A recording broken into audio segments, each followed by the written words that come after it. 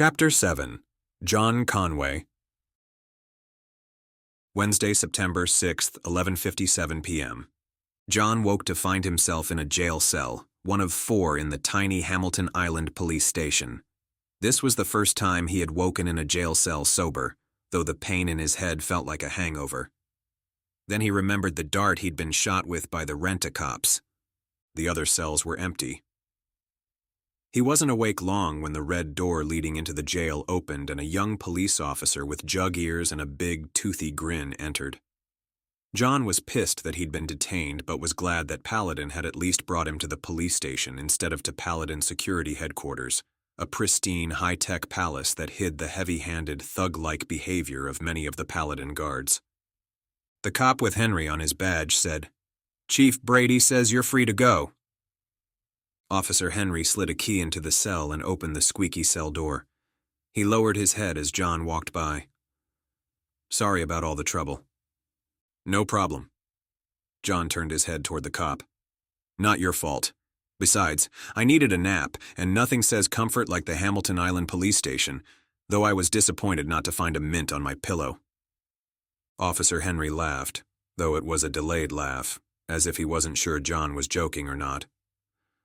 Obviously, the Hamilton Island Police Department attracted a different caliber of cop than Paladin. They walked through the red door that led from the tiny prison and down a hall with 3 open doors, along with a 4th closed one. Jon looked at a giant old clock on the wall over the door that led to the front of the station and its lobby.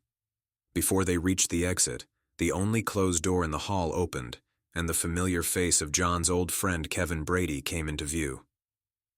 Though they were the same age, Brady looked pudgy and tired, his dark, curly hair graying above the ears. Jon wondered if he looked so ragged because of stress from the job or from having a wife and twin 6-year-olds. Brady thanked Officer Henry, then went through the door to the front of the station and met Jon, slapping him on his shoulder with his left hand as he offered him his right. "Sorry about the trouble, Jon." Jon shook his hand, noting the clammy palm. "Thanks for letting me go with a warning." "Of course." He gestured toward his office, stepped inside, waited for Jon to enter, then closed the door behind them. Brady sat behind his cluttered desk and waved a hand for Jon to take a seat opposite him. The small, messy office looked about 30 years past due for a makeover, as did Brady's ancient desktop computer. Yellow smoke stains pocked the ceiling tiles above the desk. "So," Jon said, "you made police chief, eh? Damn, you're the youngest chief by 2 decades. Well, I don't know how impressive it really is. Nobody else wanted the job, if I'm being honest. The real money is with Paladin." "Yeah, don't get me started on those assholes." "You mean the assholes on your family's payroll?" Brady said, then looked like he wished he'd kept his mouth shut. "Yeah, well, obviously they've forgotten who butters their bread. So, what's the deal with the fence? And all the security? How many damned officers do they have?" "Officially, they've got 40 guards. Unofficially, I'd say triple that." "What the fuck?" Jon said, shocked. "They starting an army?" Brady smiled nervously and then answered the other part of Jon's question. "The fence went up 2 years ago. This your first time seeing it, I guess?" Jon nodded. "Yeah. They fenced off the whole northeastern part of the island. They had some lab break-ins, but it was mostly to cut down on the deaths." "Deaths?" "You know that bridge that runs across Tanner's Pass? Well, kids have been crossing the girders along the bottom of the bridge on dares and stuff, and a lot of them have fallen into the water and hit the rocks. We had 10 kids die 2 years ago, and another 15 kids and adults who'd gone missing, believed to be suicides who either washed out to sea or into some of the caves along the pass." "Jesus." "Yeah, and since your family owns the land, they're looking to cut down their liability, though I'm not sure who in their right mind would sue the Conways." Jon nodded. He knew all too well how vicious his family was when it came to the courtroom. "So, they put up a fence and set up guards around the perimeter. A lot of work to keep people from killing themselves on an old bridge, don't you think?" "I don't know." Brady clearly wanted to change the subject. "So, what brings you to town? The funeral? Sarah?" "Yeah." Jon considered asking Brady if he knew anything about Emma's paternity, but decided to keep that question close to his vest for now.